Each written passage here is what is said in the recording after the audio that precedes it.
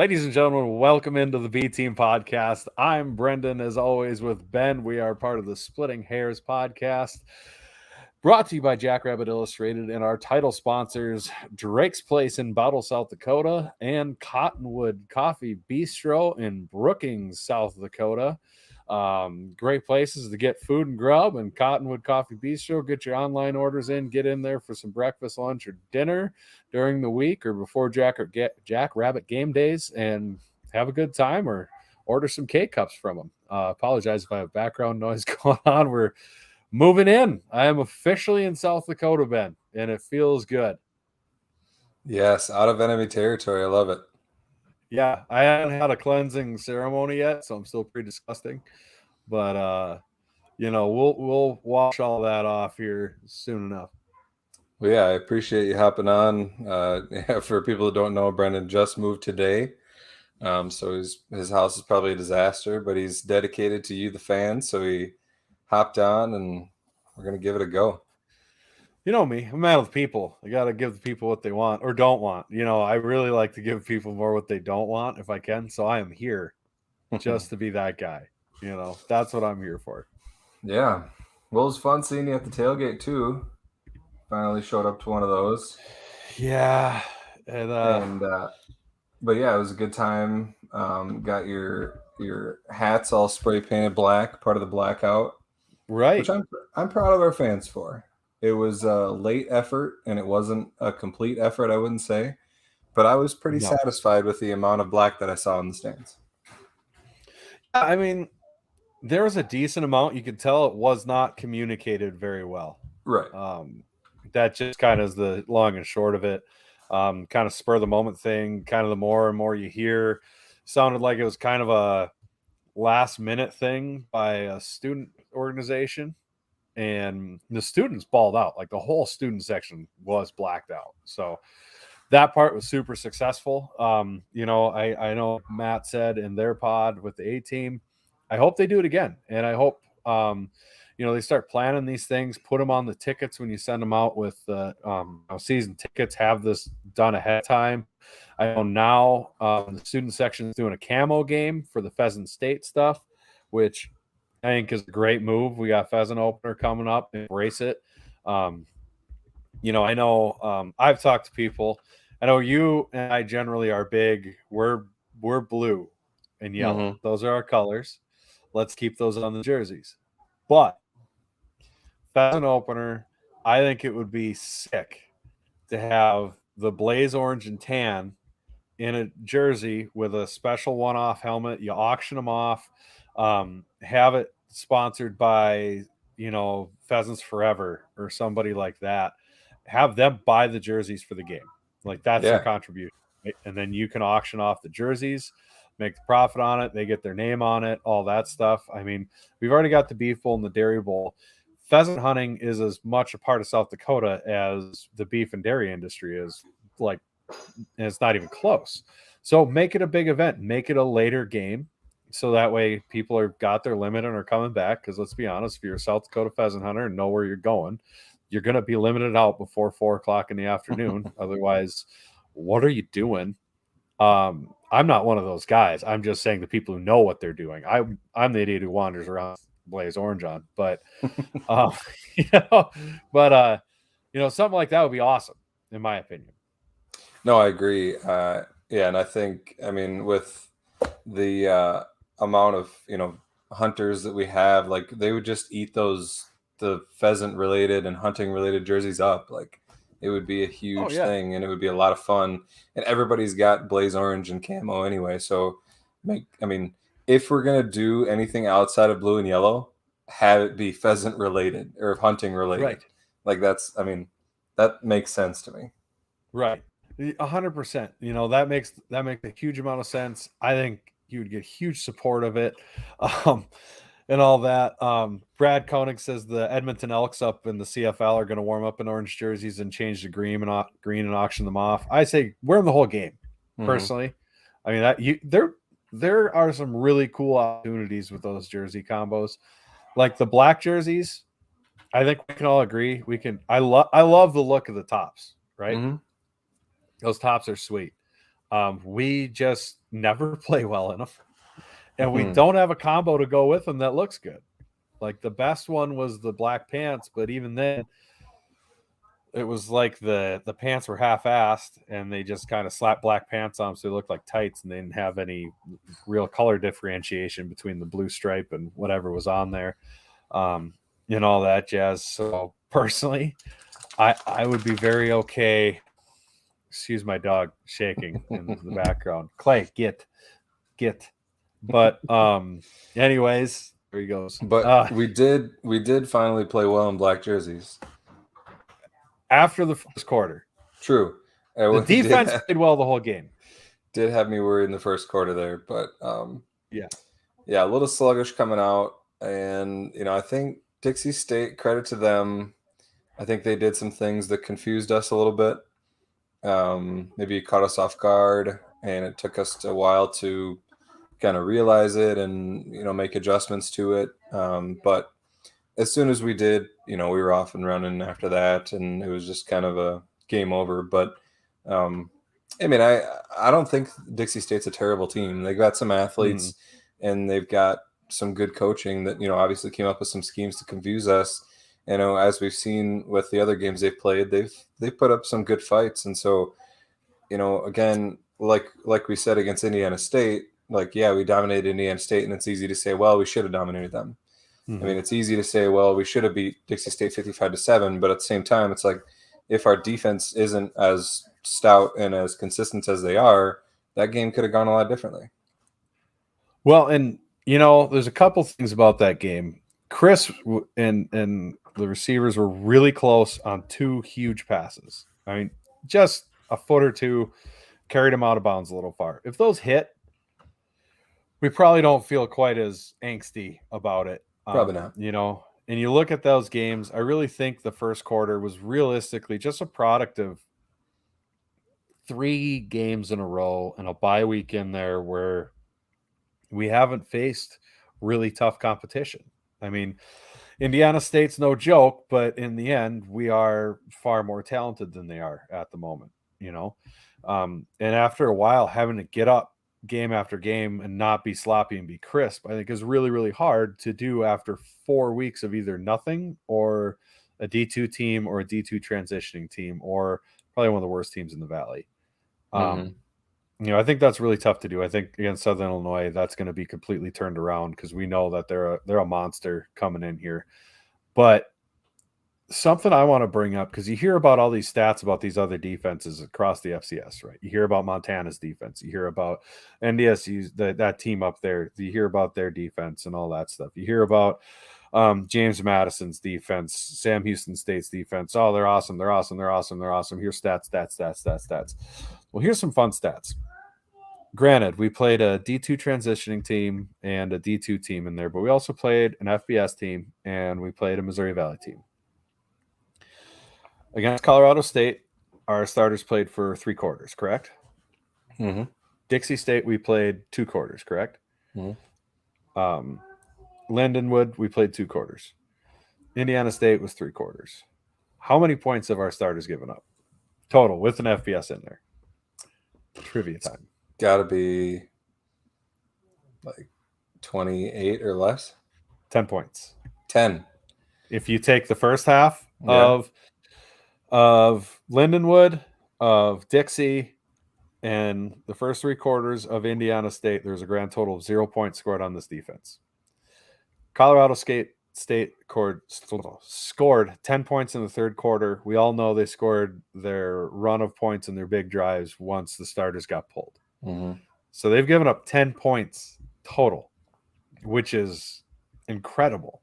Granted, they haven't played the entirety of those games because we're getting second teamers incredibly valuable reps. But that is really impressive stuff that I think this defense nationally is getting completely overlooked for how good it really is. And even by us a little bit, because we're always, the offense has been so good. I mean, we're putting up ridiculous numbers. This defense might be one of the best ones we've ever had. No, I agree. And I think it goes back to, we've talked about it a bunch, but our defensive line being as deep as it is and as good as it is, that's where it starts. and it's all driven from there. Being able to keep guys fresh and being able to not have that drop off in talent is just completely invaluable. And, it makes the linebacker's job easier and makes the cornerback's job easier when we are just completely shutting down the run. I think they have like zero rushing yards at Dixie State. Which is ridiculous. I don't care if you're playing a Pop Warner team. No, it's crazy. And, I mean, they've just been, if you can't run against us, good luck throwing, because you don't have much time to throw either. And so, it's a tough assignment for offenses, and, it'll be a big test. We'll get into the Southern Illinois game later. And, you talk about being overlooked. I mean, if they play like that against Southern Illinois, people start to take notice, because Southern Illinois has got a good offense, but we'll talk about Southern Illinois later. Right. Yeah, no, exactly. We had some big games this weekend, though, outside of ourselves, that were a lot of fun to watch. We picked them. Our picks, I don't think they went quite as well as we hoped, per se. They didn't go as well. One more thing before you go past Dixie State. Oh, sorry. Yeah, don't get ahead of yourself there. I've been ahead of myself for the last 3 days. I have been tripping over my feet. It's not. You stop me whenever you need to. I believe it. No worries. I'll keep you on schedule. So one thing I did want to say is shout out to Stephen. I think it's RL or RL. I don't know how you say his last name. And Dallas Beanham. They looked very good in replacement of Don Gardner, which was a big concern, because Don Gardner is a very good cornerback. He goes out with a broken forearm, and we need guys to step up. And those guys looked really good. Granted, it was against Dixie State, but he had 7 tackles and interception. Beanham had 2 tackles and a pick 6. So it's just so key to have guys that can step in and not have a big drop off in talent. And I think it speaks to the, it's a selling point for recruiting, in terms of, saying, hey, look, we need, yes, we have this starter that may be in front of you, but we need depth, because injuries happen. And if we want to win championships, we have to have the talent depth there in order to keep what we've got going. And, and it convinces guys to not transfer. We've had issues with quarterback depth, that's because we've had quarterbacks transfer out because they thought they needed to start and they weren't going to start. So they said, fine, I'm going to go play somewhere else. If they would have stayed, they could. I mean, how many? I bet we could think of 2 or 3 names that probably would have started or would have came in for Gronowski in that championship game if they would have stayed. Right. They'd have had a real, at least a real shot to be in the mix, which shout out to Keaton Heide. I mean, that guy's really stuck with it, with all the reps that he's been getting in this fall here in the cleanup time. Shout out to the coaches who are putting actual plays in, having them run pass plays and things like that. I think they realize, hey, this guy needs game reps. He needs to get some rhythm. He's got to get used to playing. And he's really looked much improved, I would say, since from the Colorado State game through the Dixie State game. He's been making a lot better throws, reads, and plays since that started. Yeah. I just think it's important, in the era of college football we're in now, where it just seems like guys are transferring all over the place. Right. It's like you're one injury away from being a major contributor on a, championship level team. And it's like, do you want to do that, or do you want to go start for some other podunk team or whatever? It's I know it's a tough decision, but I think it's important, and it really is highlighted when we have as many major injuries as we have and have needed guys to step in like that. It just kind of highlights the importance of having that depth of talent, which credit to our recruiting coaches. I mean, we've built that, and it's key. You're not going to win a championship without it. Well, it's the recruiting, it's the team, it's the culture that the guys have on the team. I mean, when you have this is a little bit counter what we're talking about. When you have Chris Oladokin come in and he talks, and some of these guys come in from places that if you talk to kids from Chicago and you're like, hey, come go to school in South Dakota, they're gonna no, that's not gonna happen. Like nobody from a big city is like, yeah, South Dakota sounds phenomenal. Let's go. But they show up on campus and they get around the culture and the team and they fall in love with it and they really do stick. I mean, yeah, we've lost a couple quarterback guys from the team and things like that, but realistically, overall, especially when the transfer portal opened big time this spring, comparatively speaking, we didn't lose a lot of guys. And I think that's a huge, huge culture and team thing, not just the coaches. I'm talking the players on down. I mean, you got to have guys out there you want to play with to be sticking around like this. And it's showing on the field with the depth we have. When Don went down and how everybody stepped up in the defensive backfield, it was incredible. And it shows the depth of talent we have and athletes we have back there. Yeah, and I will say, you bring up Oladokin transferring in, and that's the exception. I mean, that's not who Right. South Dakota State is. No, it took two quarterbacks tearing their ACLs and being out for a whole season for us to need a transfer. So I mean, it's rare that that's going to happen, and it's not who we are normally. But so it looks like Chad's got a question about Chris Oladokin here. He asks, is Chris starting to feel himself a bit? 2 games that they were a bit off from before, or am I just worrying too much? I wouldn't read into it too much. I think the bar that he set with that Colorado State game was probably extremely high, which is awesome that he set that expectation and we hold him to it. But it's all at the same time. It's like when you sit back and look at his stats, if you didn't hold him to that expectation of that Colorado State game, you'd be like, man, he's playing really well. The guy doesn't even have an interception yet. Doesn't have a turnover. right. And I think they've given up. I mean, credit to the offensive line too, but it's partially him, as there's only been 1 sack given up. Right. And it's like that doesn't happen unless you're a good quarterback. And so, have some throws looked off, sure, but it's not outside of the realm of what a good quarterback does every once in a while. So I'm not worried about it.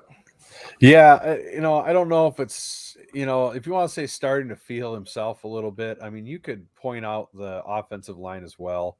And realistically, the whole offense. I mean, uncharacteristic penalties, things like that. And I don't even know. I'm not so sure that's just them feeling themselves, or kind of what I was talking about before. He wasn't sharp, but you notice when a quarterback's not sharp way more than if you notice if the left guard isn't sharp, because that's what we focus on, right? So if your quarterback is off on his throws on crossing routes, you're going, what the hell? He never does this. Well, if your guard is a half step slow on his reach block, yeah, you'll notice he gets bubbled back a lot, but it's not gonna jump into your face quite as much unless he's getting blown by, which is the equivalent of a quarterback throwing it to the other team 5 times in a row, right? So I think overall the team itself wasn't mentally sharp, especially for this Dixie State game. And then kind of had to be knocked into the game a little bit. One thing I did want to shout out from that game, because I do feel like coming into Southern Illinois now with them talking about their 5-headed dragon and whatever, and I have a buddy who has a saying that involves 5 something dragon when he's got to go to the bathroom really bad, and I can't stop. That's what I hear every time I see their 5-headed dragon thing. But anyways, that's neither here nor there, but it involves urination. I think they'll be a lot sharper for this game coming up. Again, Southern Illinois, because now I think everybody realizes, okay, it's go time. Yeah, I would think so too. And it always seems to, when we get in the heart of Valley play, it just gets turned up a notch, and the focus really starts to zone in. So yeah, I would expect nothing less from our guys. One final thought on the Dixie State game. It's nice to see Amar Johnson and even Angel Johnson, not related, but they both look pretty good in spelling strong and getting some carries, which is just essential. Getting those in before Valley games. and having those guys get those reps and get ready to go, because we're going to need them. I mean, Strong, I think we've held him. He's only had 55 carries, I think I saw, in 4 games, which is really, really good. That's a good, keeping his carries down when we don't need him to have a bunch of carries. They've done a great job of that, especially after Davis went out. And so I think we'll see his carries start to tick up, but he can't carry the ball the whole game. So it's going to be real key to have Amar Johnson and potentially Angel Johnson too, and even Burry take some carries away from Strong. So it was good to see those guys have some success too, because I think they were both around 5 to 6 yards per carry. Both the Johnsons were. So it'll be interesting to see if they can keep that up against the Missouri Valley play. Yeah, and it's good to get them knocked around in real college ball a little bit before they really get smacked by some nasty Valley linebackers, so they're used to the speed of the game a little bit. I tell you what, I was my final thought on the Dixie State game. What I was the final thought, right? Because you had the final, so I'll final it. I'll triple stamp your double stamp. And or the final thought team. Boy, how nice is it to have a serious threat at punt returner with Feldkamp? Yeah, because I mean, clean up the penalties, and I haven't rewatched it, but I don't think those penalties necessarily affected those plays or popped those plays open. No, he's just dangerous, and I can't remember. And this isn't to say anybody else wasn't great, but I think the last time, it's kind of rare to have a punt returner that is a real threat to pop big yards every time you punt him the ball. You don't have that every year. I think Jackson's first year as a punt returner, and that was kind of a stretch of 3 games. And then he got kind of butterfingers a little bit. And then maybe Cade Johnson before that. And then, gosh, you got to go back a ways before that, before you get to some of these really dangerous electric guys back there. And that is something I'm excited about. Yeah. Yeah. And thank goodness they found somebody that's not a starter and key contributor. Like we were shouting for it. We're like, please just find a non-starter, and which they still have Jaden Yankee out there on kickoffs. It's like, dude, come on. Like, and I thought he was hurt that first kick return. Yeah. I'm like, what is he returning kicks against Dixie State for? Come on. This is, I mean, I don't know. I don't like it. But anyway, we've beat that horse enough. But yes, I am excited about Feldkamp, and hopefully we can clean up those penalties. I think as a whole, Stig is probably all over the guys in terms of cleaning up penalties, because there were, in terms of having that slow start in the first quarter, there were plenty of penalties that kind of screwed up some drives too. So absolutely, I expect our guys to be a lot more sharp coming into Saturday. But that's enough about Dixie State. Let's move on to our picks, which we didn't do great. We went 3-4. Yep. Not Someone terrible. Tried to cheat me. I did. I had the wrong thing. I was kind of excited because I thought Brennan's record was 2-5, and I was ready to just lay it on. Boo! 3-4. Boo! Cheater!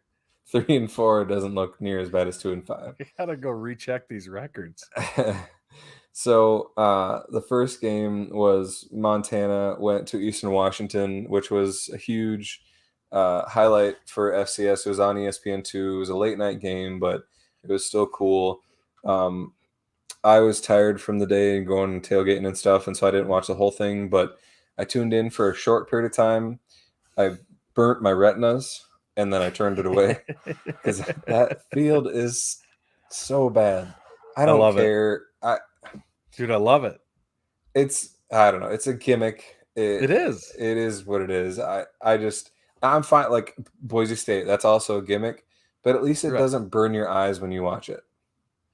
Well, see, I don't love the red. It's not my favorite colored field. Generally, though, honestly, I am a fan of colored fields. I especially in FCS, I kind of wish there was more of them, because FCS is a little bit of a niche division of football, right? Mm-hmm. Embrace it, and before they jumped Coastal Carolina, they did it, Mm-hmm. University of Central Arkansas is the birthday cake, which I think is really cool, so I get a kick out of it. it is a little hard to watch sometimes. But that game, I watched a little bit of it. Definitely not as I was driving, but as I was on the way home, I might have saw some of it. Holy crap, are they fat? Like the skill guys for the receivers for Eastern Washington are fast, and that was a fun game. And I ended up listening to the rest of it, and that was a really fun game. You kind of missed out if you didn't watch that game. Yeah, I didn't get the second half. I just watched the first half. Second half ended up being real exciting. So Montana, I believe, was up for a bit, and then they led most of the game. Yeah, until like the last half of the fourth quarter, maybe. Yeah, and then so Eastern Washington came back, and then Montana even had a chance to win it at the end. But Eastern Washington did end up winning 34-28. One more thought on the fields. How does nobody have a black field yet? It would have to be. I think it'd have to be an indoor team, and I think that's the only reason why. Because that field gets so hot, hot. It'd be like playing on a parking lot. I didn't think about the heat aspect. On average, that field's going to be a darker black than your asphalt is in a parking lot. Probably. So you can imagine how hot that baby would get. Like Idaho State or Idaho could do it, but I don't.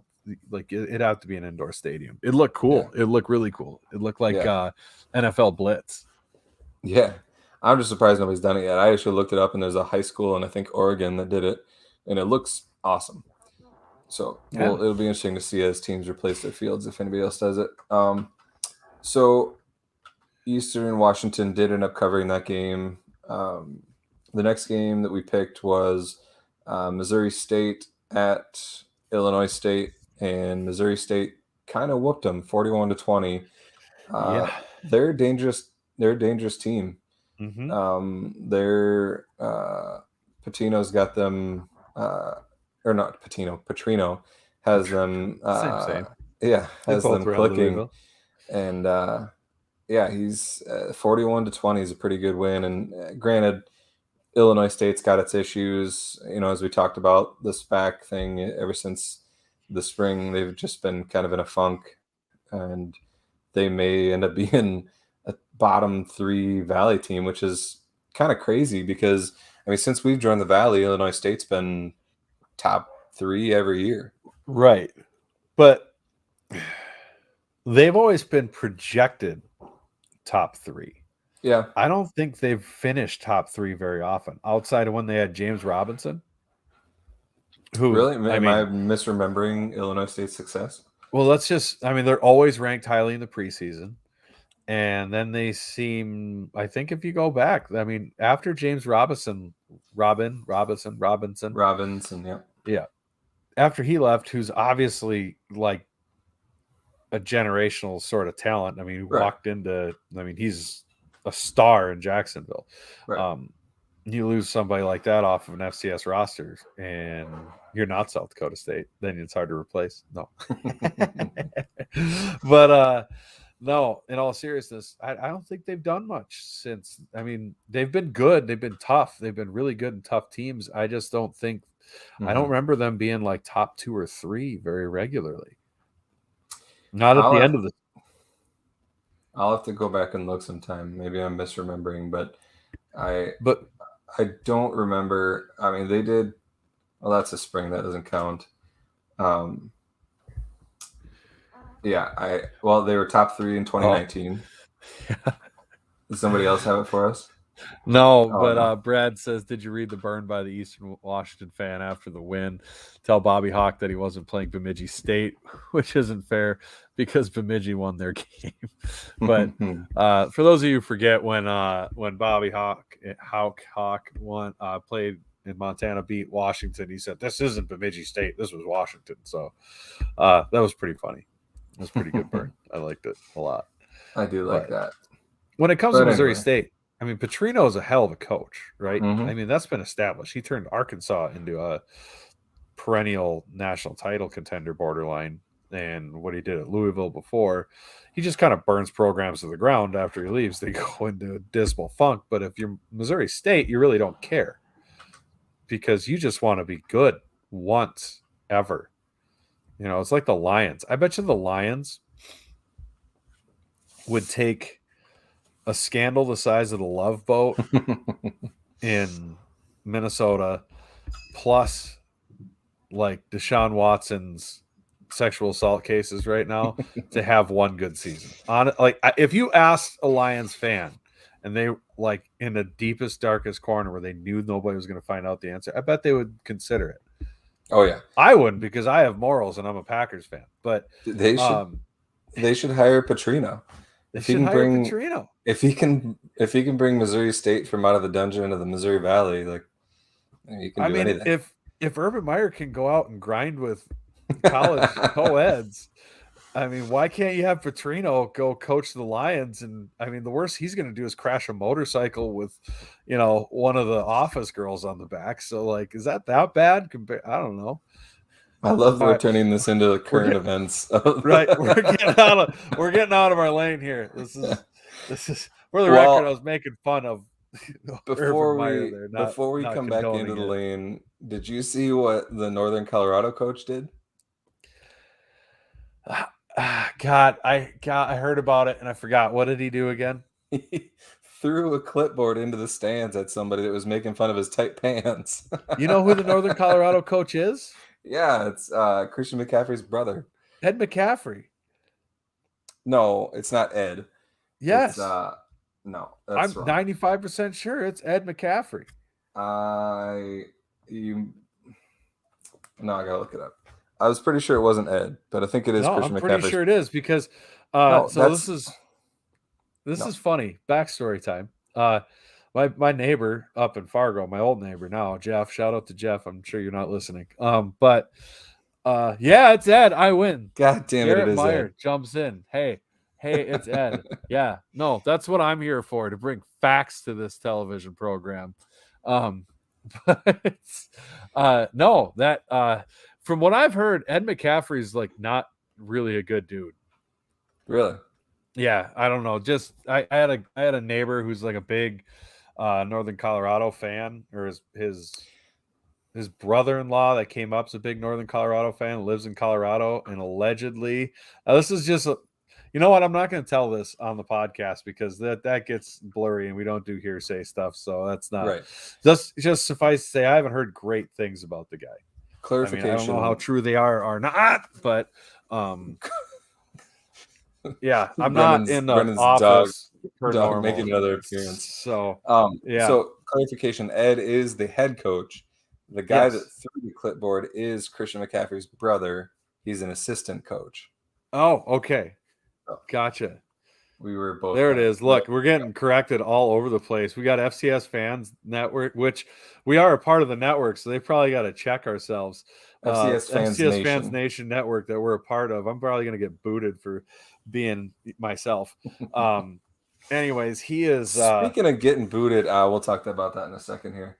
Go ahead. Talk about getting booted. Let's do it. Let's have a chat. When we get to the top 25, we'll talk about it. All right, cool. Let's move on. Where were we? We were going through Valley games. Okay. Yep. Indiana State went to USD. USD beat them 38-10. Apparently, Indiana State maybe is bad, or USD is actually maybe good. We'll find out. When I was giving you all these stats and you told me how irrelevant they were, and then I was really right? Yeah. I remember. Every squirrel. I'm relishing it right now. It feels good. Blind squirrel finds a nut. Well, you know. All right. So yeah, USD covered there. Obviously, Southern Illinois thought they were going to take care of Western Illinois, and then almost screwed up and lost that game. Right. They were up 21-0, I think, after half, and then they ended up giving up a bunch of points, which I saw somebody say, "Oh, our defense isn't bad. They just thought there was going to be a blowout." It's like, well, at what point did you think that it wasn't going to be a blowout and maybe decide to play some defense? Oh my God, that's funny. I mean, seriously, like Southern Illinois' defense is suspect.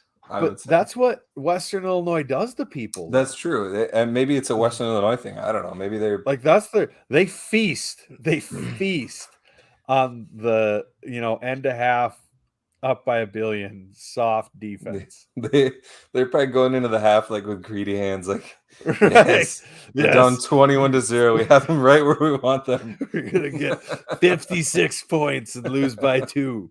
Yes. It's all coming together now. Just wait until next year. We're only gonna lose by 1. This is exactly what we wanted. I'm kidding, Leathernecks. That's a joke. I didn't mean it. So I mean, credit to them. They fought. They put it into overtime, and they went for 2. They went for the win. They didn't get it. They could have kicked the extra point and kept extending overtime, but they went for 2. Didn't get it, and they lost. I mean, honestly, for Western Illinois, I kind of kudos that strategy because I do too. You got go for the win.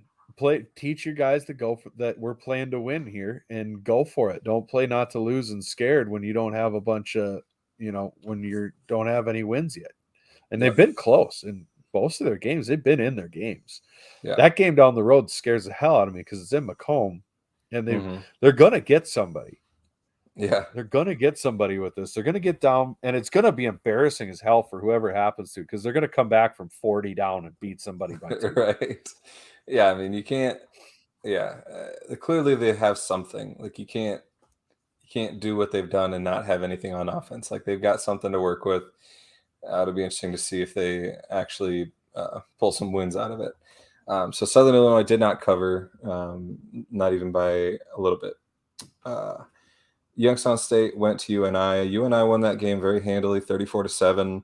Youngstown State is in some trouble. It's kind of right now. It's like, well, I'll recap the Valley in a second here. NDSU. Oh, so yeah, UNI covered that game.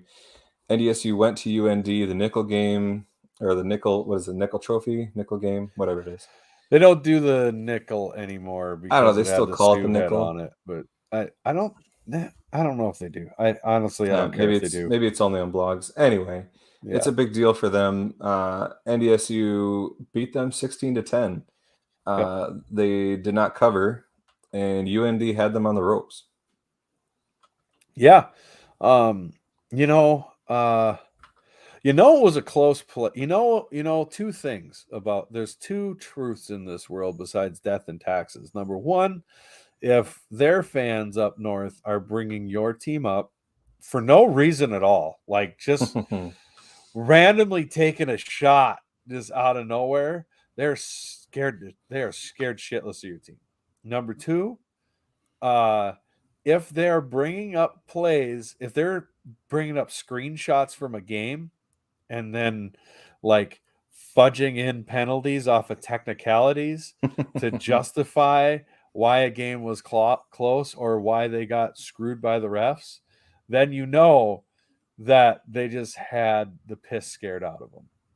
But yeah, like Chad says here, he says Bubba messed up, and he did.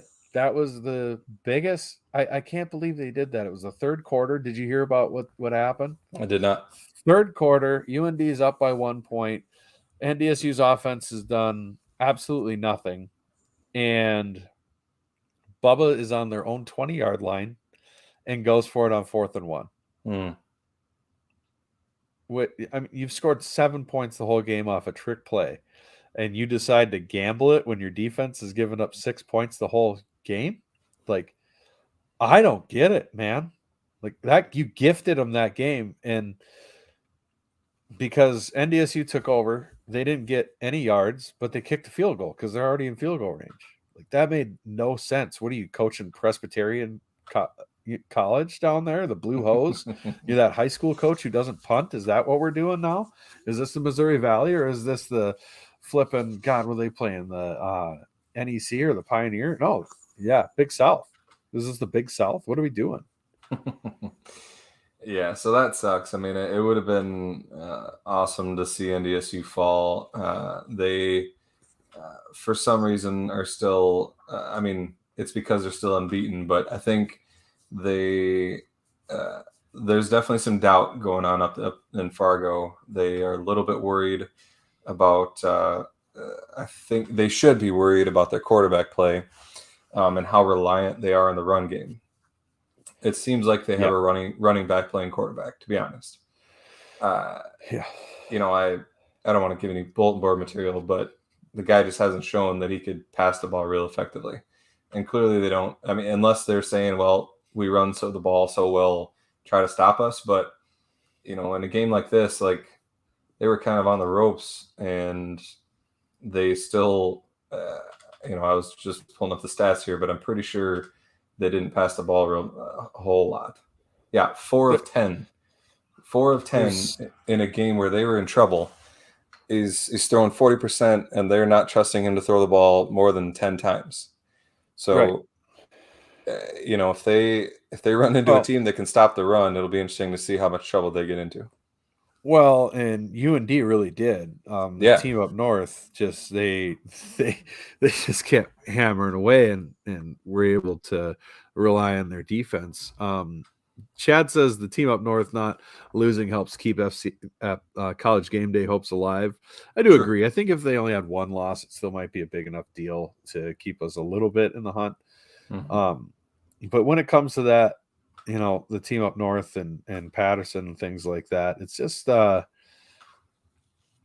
it's interesting, that they are only trusting him to do that. I know there's a lot of frustration with their offensive coordinator, things like that. But the reality is, if you're only giving them 10 attempts in a game like that, when realistically they needed points for a long part of the game. That's what I mean. Yeah. And you don't try anything different. Like, that is speaks volumes. Every once in a while, Colin Cowherd says something that really is true, and that is the coaches will tell you what they really think of their quarterback by what they call in big moments. And that second half of the game, the whole thing was a big moment, and his number wasn't called to throw the ball. Right. Yeah, so it'll be interesting to see how they do going forward. And here's my thing. Here's my thing on that. Ahead. With them and all that stuff is this isn't 2012. The FCS is too good this year to get away with. We have strong defense. Run ball, run ball. Strong defense. Strong defense. Strong defense. Run ball.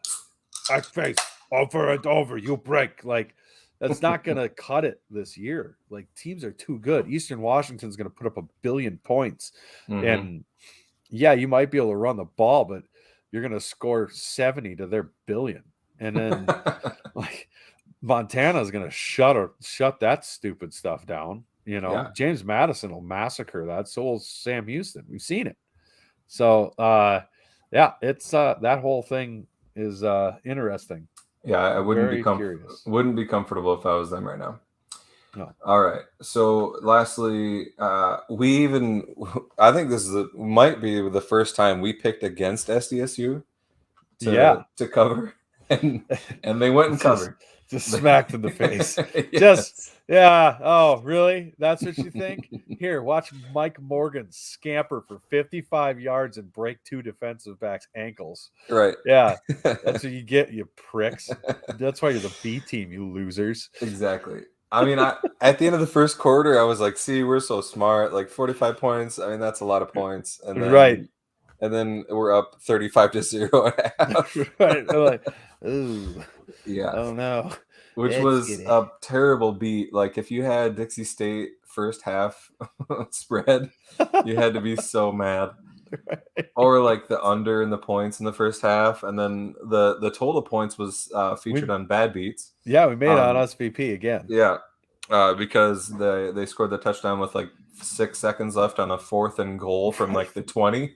Right, 4th and goal from the 20. You're down by 55. You just got to punch that one in there. He throws it in between 4 defenders and somehow scores a touchdown. So that put the game over the point total. So, yeah, that's why it was on Bad Beats. I mean, that was his best throw of the game.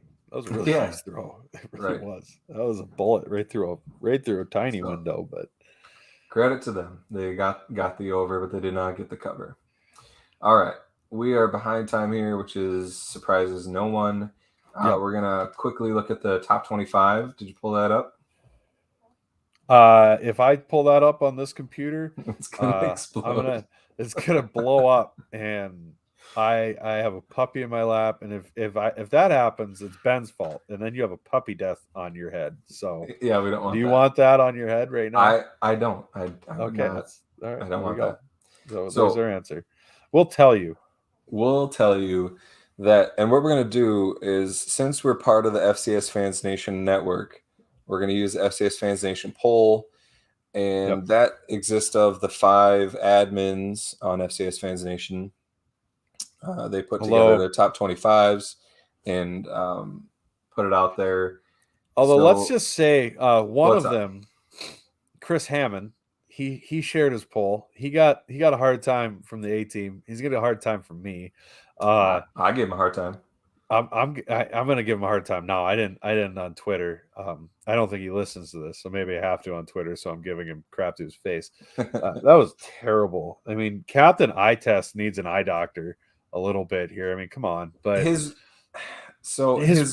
reasoning is eye test. Like that's no. His reasoning. I mean, it's so arrogant. It's like you're going, I know football better than you, and my eyes are smarter than what you're telling me. And that's kind of the irritating thing, because it's impossible to argue against. Well, my eye test tells me. Well, yeah, but nothing else does. So right. Okay. Well, I think even more than the eye test argument, though, I think he was not using the eye test enough, because he was saying that he had NDSU preseason number 1. And he's saying that they haven't done anything to deserve being dropped from there, so he hasn't dropped them, which is stupid. Sure. I mean, it's a way to do a poll, but I think it's a bad way to do a poll. But that's again, people can do polls. We don't do polls however they want. We don't do a poll anymore. It's a lot of work to do it. Kudos to him, and he believes in it. So that's as long as you believe in your poll, that's what really matters, right? And he puts it out there. That's his reasoning. He put his reasoning out there, so that's great, and huge kudos for that. I'm not going to rip him for that at all. But as the Believe podcast, B Team Mafia knows, we got them coming out here for the NDSU game. We got them all. We got the B Team Mafia involved in their little Twitter contest and blew all the other fan bases' doors off, which was awesome. So they're coming out for the marker game, and if you want to listen to some fun listening, those guys get after each other, and that's just funny to listen to when they talk FCS podcast, FCS nationally.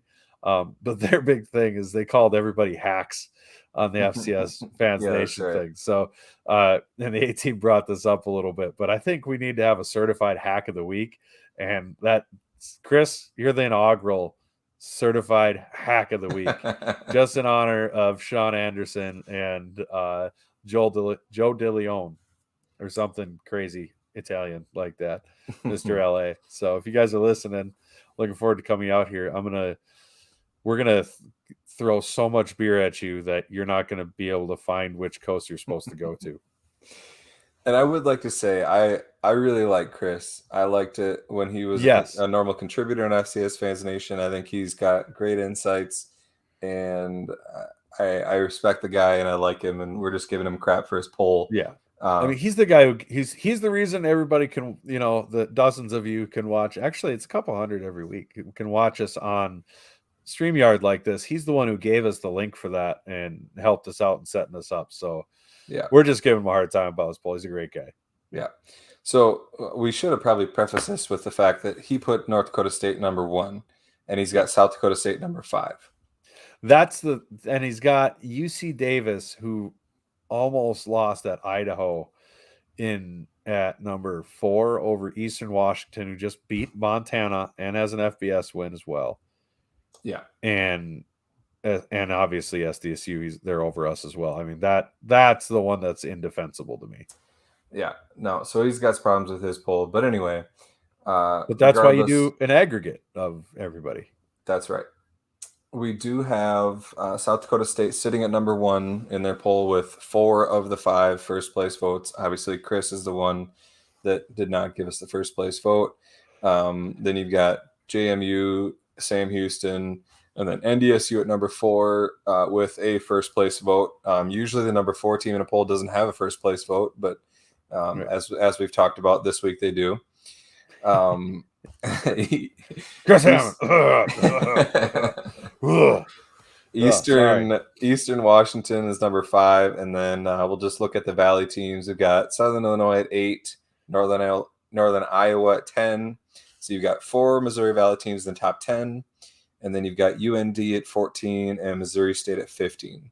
So 6 of the top 15 are Missouri Valley teams. It's we're used to this, but it still is just kind of crazy, and you don't. I don't take it for granted, because someday the Missouri Valley just won't be this dominant, and it's just amazing that we play in this division or in this conference, and we still have the success we do with the quality of play week in and week out. We're not a Sam Houston who it's got a couple tough games a year and then they're just waiting for the playoffs. Right. So it's just it's impressive. It is. And, we're really fortunate as fans that we're a part of a conference like this, right? Mm-hmm. And having a good team at the same time, because Sam Houston, obviously, they're not soft Houston anymore. Their fans are soft Houston, and we'll get into that. Don't worry. They're not getting away from that. Like, we're going to cry and pack our tent up because it rained. We'll get to that. But their team's damn good, obviously. Yeah. We played them in the Natty. They won it fair and square. Good for them. That's a hell of a team they got there. Now, we complain about our schedule, right, in the non-conference, because we had to play Dixie State and had to play, Lindenwood and things like that. Well, Sam Houston a lot of times has a D2, and then had to play the Southland, who, generally speaking, has been really bad. Mm-hmm. Like, it was University of Central Arkansas, and then maybe Southeastern Louisiana or Northwestern were good-ish, sort of. Like, could you imagine watching that all year? Yeah, I mean, it's got to be boring to be a season ticket owner. Tough, like, man, that's tough. And we're gonna even, but yeah, that'd be tough. So we are really lucky to witness this level of play in the level of conference that we're in. Yeah, agreed. So that's the top 25, and let's move on to this week's picks. We've got one out-of-conference game that we're going to pick. It is, first I should say that the B team picks are presented by both Jackrabbit Central and Shenanigans. Jackrabbit Central is where you get all your good Jacks gear. I showed my bottle opener and my sweet shades from last time. Went in there. They've actually got a pretty sweet clearance area in the back. If you go towards the back, you'll see a sign. And yeah, there's some good gear. Like, you go to Shields and go to the clearance area, and it's like, this is the crap that nobody wanted. But like, you go to the Jackrabbit Central clearance place, and that's legit. So check that out. And then Shenanigans is a great place to watch. If you can't go to the game, or if it's an away game, go to Shenanigans. They are SDSU Central. They got huge SDSU banners all over the place. I mean, they are in for Jackrabbit football. So, they're selling T-shirts now that say Shenanigans Bar, and then on the back say Sioux Falls or Sioux Falls, home of Jackrabbit Sports in Sioux Falls, or Jackrabbit Sports Bar. I mean, they're really cool. They host all the Sioux Empire Staters watch parties for away games. I mean, they're the Jackrabbit Bar. And I mean, if you're going to give your money to a bar, give it to a Jackrabbit Bar. Don't give it to some bar that's got like the SDSU game on one of the TVs and the rest of the stuff is whatever some tourist would want to watch. Like, go to the Jackrabbit Bar. I mean, it's just cooler. Jackrabbit Central, I got myself this hat. I think it's pretty sweet myself from there this weekend. Friendly reminder, on Saturdays they close at 4, so get there before that. Otherwise, you walk in to the student union wearing bibs with yourself, your child, and your wife all in bibs. You look super goofy when there's no reason for you to actually be in there because it's closed. Right. And we got the Shenanigans shirt up here. It says your Jackrabbit Sports Viewing Headquarters. So that is Shenanigans. It's a cool shirt. I'm actually going to get one of those here. I think when I'm driving around tomorrow, picking up things, odds and ends for the house. So I might have to stop by there. Yeah, I like it a lot. So let's get on to the picks. We've got number 14 Villanova going to number 3 JMU, and JMU is favored by 10.5. What do you got in this one? I'm gonna take JMU. They never play well in Durham.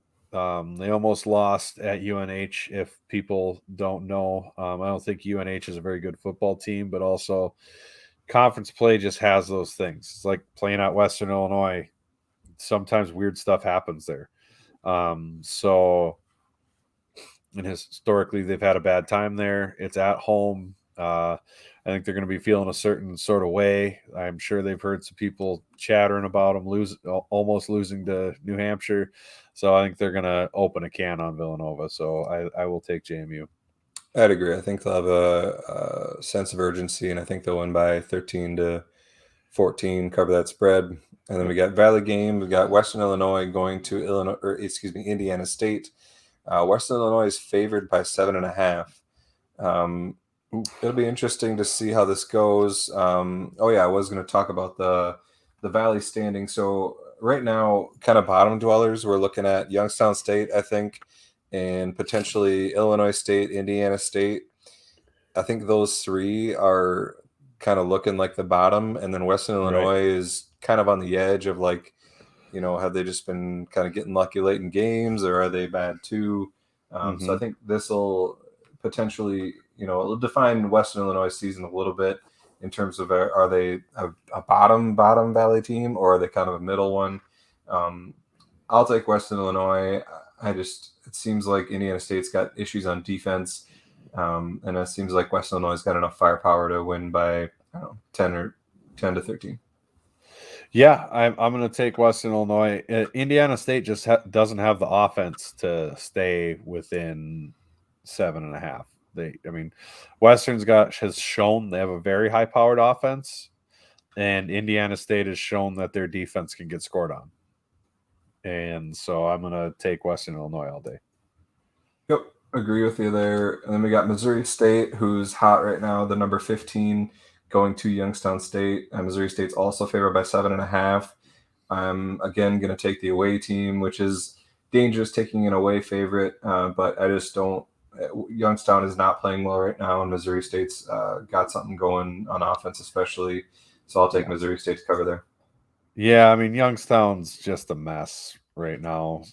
We kind of knew that was coming, right? But it's not good. And God, that loss for Incarnate Word to Youngstown just looks worse and worse by the day, huh? But I'll take Missouri State with you on that one. I think they'll win by 10.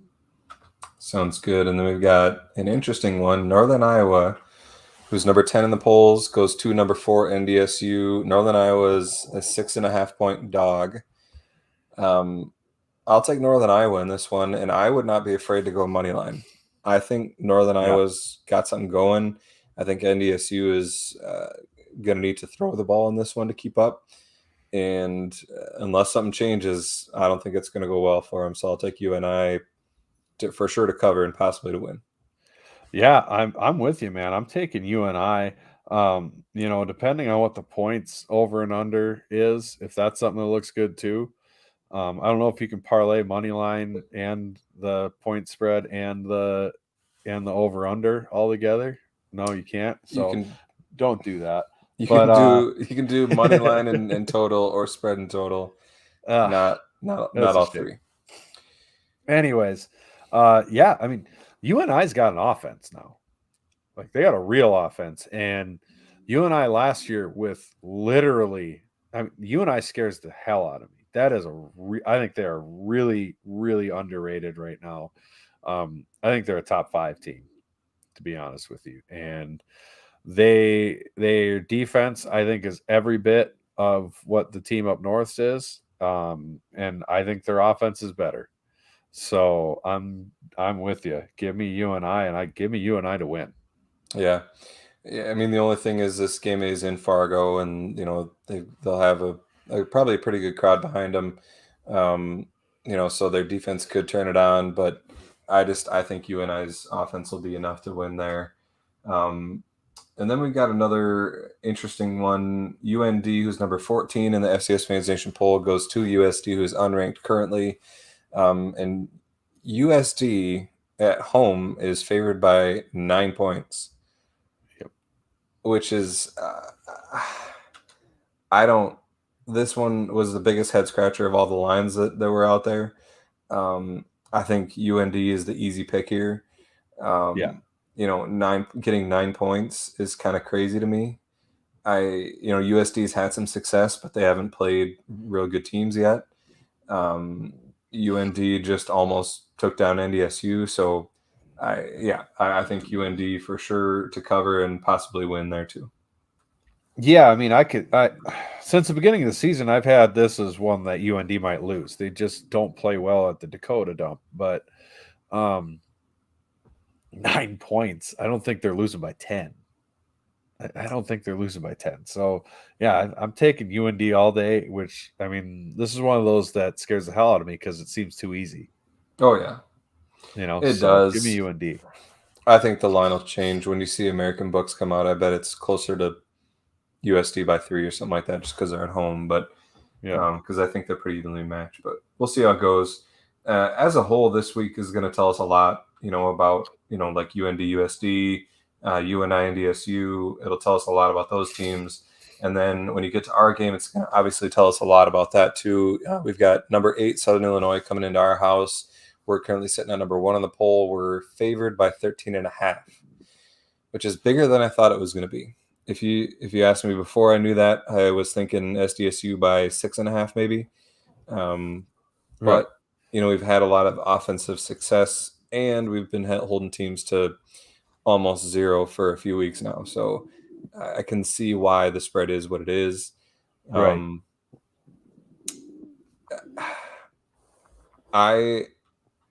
I'll probably take SCSU to cover. I don't think it's out of the realm of possibility we win by 2 scores.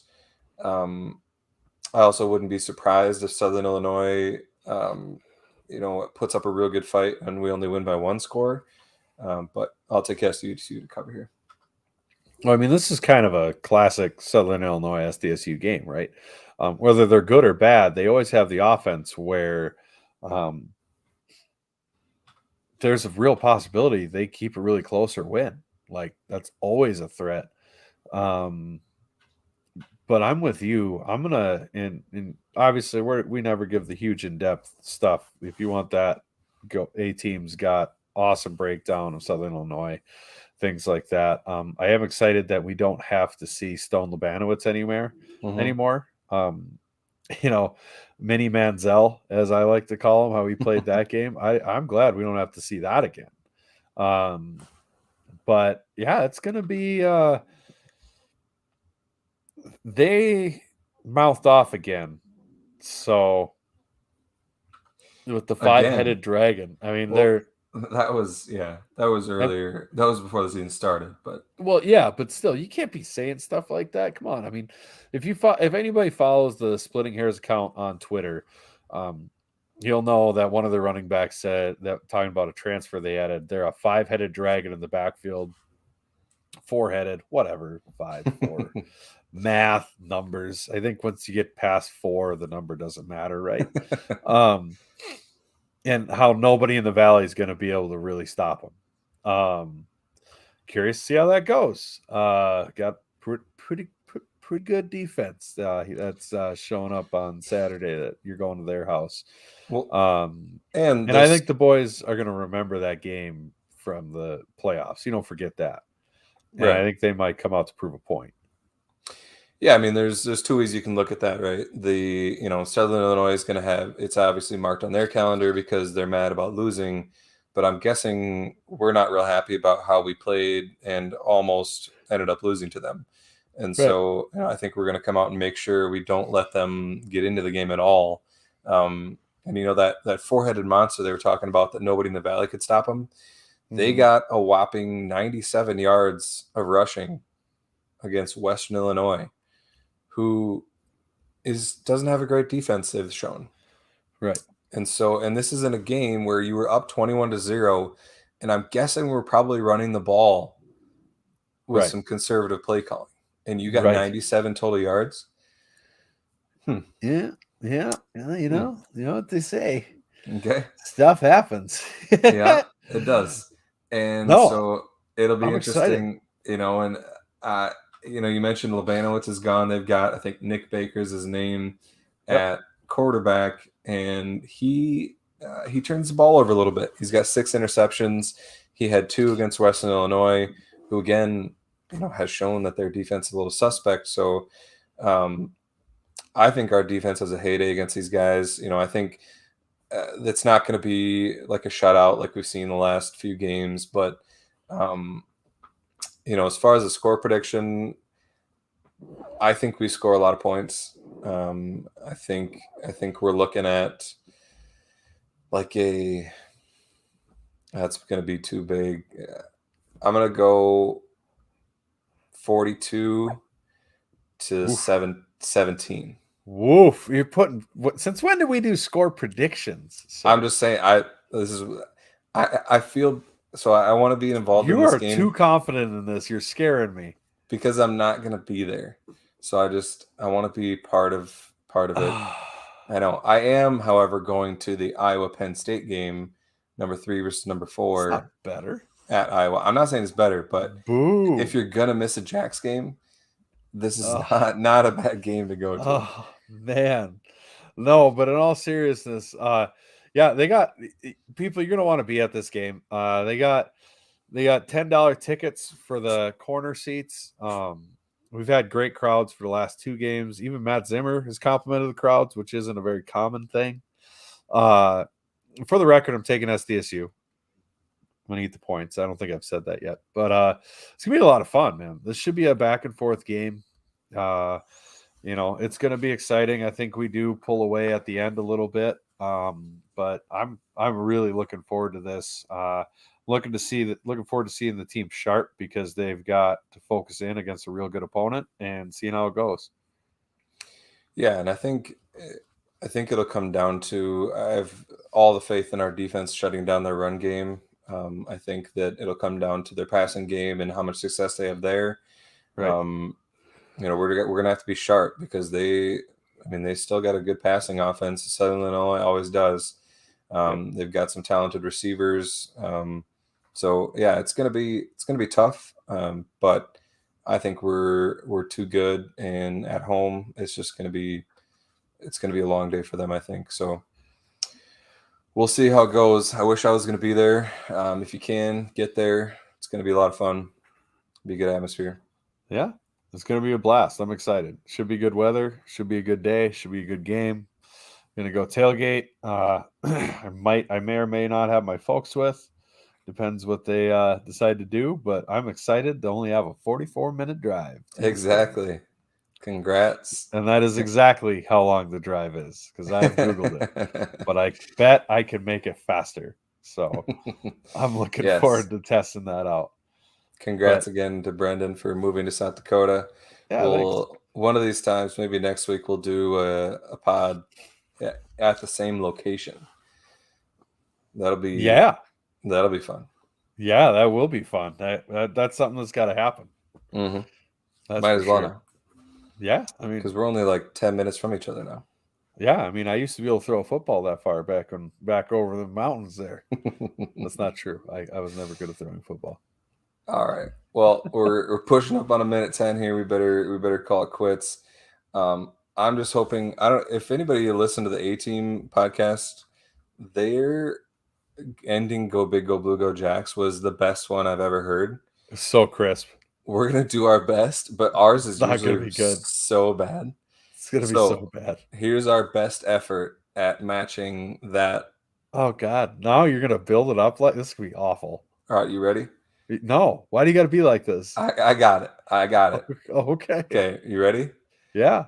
Go big, go blue, go Jacks. You did that on purpose. I did not. That was terrible. All right. Thanks, everybody.